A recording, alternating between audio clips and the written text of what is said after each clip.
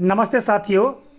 स्वैच्छिक स्थानांतरण हेतु एजुकेशन पोर्टल के माध्यम से हम किस तरह से अपना ऑनलाइन आवेदन करेंगे इस बारे में जानते हैं। तो साथियों, जैसा कि आप देख पा रहे हैं यहाँ पर बहुत सारे ऑप्शन है। लॉगिन हो जाने के पश्चात आपको इस तरह के ऑप्शन दिखाई देंगे, ठीक है। और इन सब ऑप्शंस में से जैसा कि आप देख पा रहे हैं ये टीचर्स ट्रांसफ़र का ऑप्शन, ठीक है। इस टीचर्स ट्रांसफ़र के ऑप्शन पर आपको क्लिक कर देना है, ठीक है। तो साथियों, जैसे हम इस पर क्लिक करेंगे तो इस तरह का इंटरफेस आपको देखने को मिलेगा। Home, transfer application, setup, ports और वेरीफाइड ट्रांसफ़र ऑर्डर और विश्लेषण ये दिया हुआ है। तो यहाँ पर ट्रांसफ़र एप्लीकेशन के ऑप्शन पर हम क्लिक करके स्वैच्छिक स्थानांतरण हेतु आवेदन कर सकते हैं। तो साथियों, सबसे पहले तो आपको लॉगिन होना होगा। तो लॉगिन किस तरह से हम होंगे इस बारे में जान लेते हैं। साथियों, एजुकेशन पोर्टल पर लॉगिन होने के लिए आपको जैसा कि यहाँ पर सिंबल दिया गया है एरो का, इस पर क्लिक करना है और क्लिक करके यहाँ थोड़ा स्क्रॉल अप कर लेंगे हम। तो यहाँ पर ऑप्शन आपको देखने को मिलेंगे। इन सारे ऑप्शंस में जानकारी भर लेने के पश्चात लॉगिन के ऑप्शन पर क्लिक करके लॉगिन हो जाना है। साथियों, आप देख रहे हैं कि हम लॉगिन हो चुके हैं यहाँ, और यहाँ पर बहुत सारे ऑप्शन आ चुके हैं जैसा कि हमने पूर्व में बताया। आप यहाँ पर देख रहे हैं टीचर्स ट्रांसफ़र का यह ऑप्शन, इस पर आपको क्लिक करना है जैसा कि मैंने आपको प्रारंभ में बताया। और सारे ऑप्शन देख लेने के पश्चात हम ये OTTMS का जो ऑप्शन है इस पर आ जाएंगे, यानी ट्रांसफ़र एप्लीकेशन पर। इस पर आप जैसे ही क्लिक करेंगे ट्रांसफ़र एप्लीकेशन पर तो यहाँ पर 5 ऑप्शन देखने को मिलेंगे। रजिस्टर एप्लीकेशन, रजिस्टर चॉइसेस, फिर प्रिंट ड्राफ्ट एप्लीकेशन, फिर लॉक एप्लीकेशन, प्रिंट एप्लीकेशन। तो साथियों, इन सब के माध्यम से किस तरह से कार्य करना है इस बारे में जान लेते हैं। तो रजिस्टर एप्लीकेशन के माध्यम से आपको जो आवेदन पत्र है स्वैच्छिक स्थानांतरण का के आवेदन करेंगे, और इसके पश्चात रजिस्टर चॉइसेस के ऑप्शन के माध्यम से आप लोगों को उन विद्यालयों का चयन करना है जहां पर आप अपना स्थानांतरण चाहते हैं। इसके पश्चात तीसरा दिया है प्रिंट ड्राफ्ट एप्लीकेशन। जो एप्लीकेशन आपका फुलफिल होगा उसको आपको प्रिंट कर लेना है, और प्रिंट करने के पश्चात फिर आपको उस पर हस्ताक्षर करना है, और हस्ताक्षर करके पुनः PDF बना करके उसको अपलोड भी करना है। इसके पश्चात लॉक एप्लीकेशन, इसके पश्चात आपको जो अपने पूरा आवेदन भरा हुआ है उसको लॉक करना है, और इसके पश्चात आप उस आवेदन को प्रिंट भी कर सकते हैं। तो साथियों, चलिए प्रारंभ करते हैं। तो रजिस्टर एप्लीकेशन पर हम क्लिक करेंगे, और जैसे इस पर क्लिक करेंगे तो साथियों जो नोट है वो देखने को मिलेगा सामने, जैसा कि आप देख पा रहे हैं। सबसे पहले इसी का अध्ययन कर लेना आवश्यक है। प्रदर्शित होने वाली रिक्तियों में परिवर्तन होना संभावित है, यानी जो रिक्तियां दिखाई दे रही हैं कि भाई यहाँ पर जगह खाली है, उनमें परिवर्तन हो सकता है, ऐसा बताया गया है। दूसरा है आवेदकों से अनुरोध है कि समस्त जानकारी सावधानी पूर्वक और सही भरें। आवेदकों से अनुरोध है कि वे विभाग द्वारा जारी स्थानांतरण नीति के प्रावधानों के अनुसार ही ऑनलाइन आवेदन पत्र दर्ज करें। और अंतिम जो ऑप्शन है और बहुत ही महत्वपूर्ण ऑप्शन है ये वाला, कि आवेदन पत्र भरने के बाद ड्राफ्ट आवेदन घोषणा पत्र प्रिंट कर उस पर हस्ताक्षर कर PDF के रूप में अपलोड करने के उपरांत ही आवेदन स्वीकार किया जाएगा। जब तक आप हस्ताक्षर नहीं करेंगे, हस्ताक्षर करने के पश्चात उसका PDF बना करके उसको अपलोड नहीं करेंगे, तब तक आपका आवेदन स्वीकृत नहीं होगा या आपने ऑनलाइन आवेदन किया ऐसा नहीं माना जाएगा। अब साथियों, जिस भी ID से आपने लॉगिन किया है, ठीक है, जो भी टीचर्स आवेदन कर रहा है, तो उसी ID से संबंधित यहाँ जो सारी जानकारी है वो खुलकर आ जाएगी। जैसा कि आप देख पा रहे हैं यहाँ पर सारी जानकारी खुलकर आ चुकी है, ठीक है। यहाँ पर आवेदक की यूनिक ID, आवेदक का पूरा नाम, मूल पद, कार्यरत संस्था का डाइस कोड, फिर आवेदक की कार्यरत मूल संस्था का नाम, कार्यरत जिला, कार्यरत विकास खंड, जन्म दिनांक, लिंग, वैवाहिक स्थिति, ये सारी जानकारी यहाँ पर दी गई है। तो साथियों, आप देख रहे हैं ये व्यक्तिगत जानकारी को फुलफिल करने के पश्चात अगला जो ऑप्शन दिया गया है यहाँ पर भी कुछ जो बिंदु दिए गए हैं इनको फुलफिल करना आवश्यक है। इसके पश्चात हम आगे की प्रक्रिया पर चर्चा करेंगे। तो देखिएगा यहाँ पर स्थानांतरण नीति के अनुसार विकलांगता, वैवाहिक स्थिति, रोगग्रस्त गंभीर बीमारी से संबंधित जानकारी दर्ज करें। तो साथियों, यहाँ पर नियुक्ति दिनांक दिया गया है, विकलांगता के बारे में दिया गया है, और यहाँ पर कुछ जानकारी पहले से भरी हुई है। आप इसको चेक कर ले अच्छी तरह से, ठीक है। और जो कॉलम नहीं भरे हैं उस पर क्लिक करके आपको भर देना है। जैसे कि यहाँ वैवाहिक स्थिति नहीं भरी हुई है, तो यहाँ पर हम क्लिक करेंगे तो बहुत सारे ऑप्शन खुलकर आ जाएंगे। जो भी ऑप्शन आपसे संबंधित है उसको आपको क्लिक कर देना है। तो मैं क्लिक कर देता हूँ। इसके पश्चात अपडेट डिटेल्स पर हम क्लिक कर देंगे। साथियों, उसके पूर्व में मैंने चूंकि इस जानकारी को भर लिया था और दोबारा आप इसको अद्यतन करते हैं तो अपडेट डिटेल्स के ऑप्शन पर क्लिक कर देंगे तो फिर से यह अपडेट हो जाएगी। तो ये मैंने अपडेट कर दिया और ये मैसेज आ गया, आपके स्वैच्छिक स्थानांतरण के आवेदन को सफलतापूर्वक दर्ज कर लिया गया है। इसके पश्चात अगला जो ऑप्शन आएगा साथियों, यहाँ पर देखिएगा स्वैच्छिक स्थानांतरण के लिए विकल्प भरें। अब महत्वपूर्ण ये पार्ट है, इस पार्ट को बहुत ही सावधानीपूर्वक भरना होगा। सबसे पहले आपको यहाँ पर जो ऑप्शन दिए गए हैं इन ऑप्शंस को पढ़ लेना है। टिप दी गई है कि स्थानांतरण हेतु अधिकतम 20 चॉइस भरी जा सकती हैं और आवेदन लॉक करने से पूर्व तक चॉइस को रिमूव कर बदला जा सकता है, परंतु आवेदन लॉक करने के बाद किसी भी प्रकार का संशोधन अथवा चॉइस में परिवर्तन संशोधन नहीं किया जा सकेगा।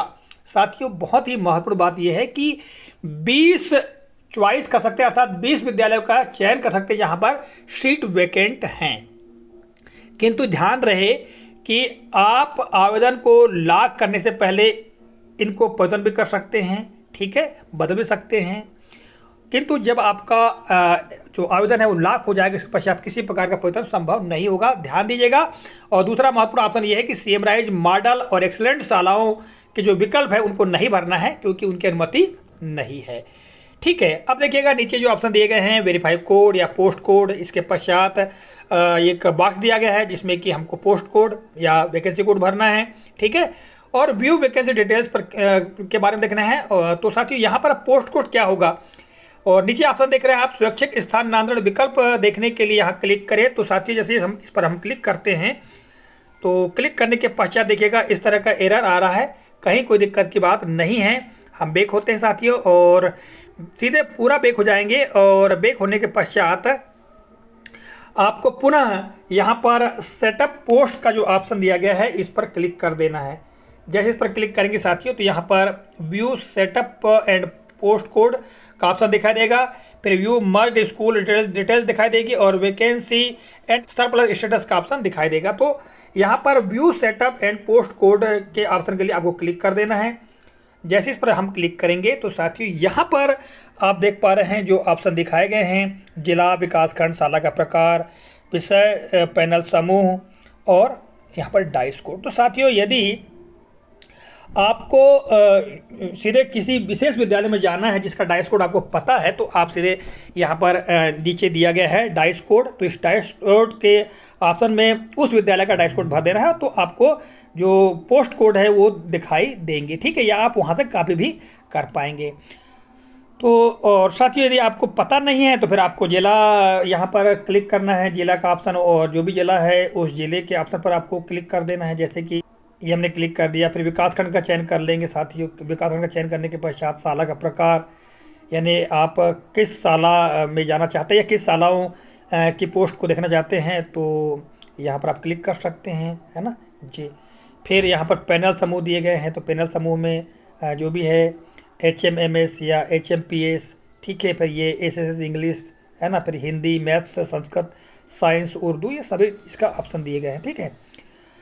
और साथियों, ये सब नहीं भरना है आपको और सीधे किसी विशेष विद्यालय जिसमें आप जाना चाहते हैं उसका ये आपको डाइस कोड पता है तो आप सीधे डाइस कोड भर दें, उससे संबंधित सारी जानकारी खुलकर आ जाएगी। तो हम इस पर क्लिक करेंगे और कुछ डाइस कोड साथियों यहाँ पर हम भरते हैं, ठीक है, मैं भर देता हूँ। ये देखिएगा, ये साथियों डाइस कोड फुलफिल कर लेने के पश्चात यहाँ पर कैप्चा कोड दिया गया है, इस कैप्चा कोड को यहाँ पर आपको भर देना है, ठीक है, मैं भर देता हूँ यहाँ पर। ये हमने भर दिया है। इसके पश्चात व्यू पोस्ट कोड का जो ऑप्शन दिया गया है इस पर आपको क्लिक कर देना है।